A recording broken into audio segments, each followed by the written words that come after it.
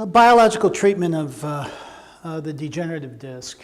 I'm going to present an argument that even though we may not have all the evidence yet, but it's very logical to think that a regenerative approach to degenerative disc disease would work because it sort of fits the lesion, the problem, the biochemistry of the degenerative disc.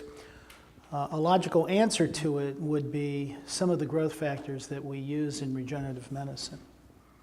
Low back pain is a big problem. It's common and it's associated with global disability.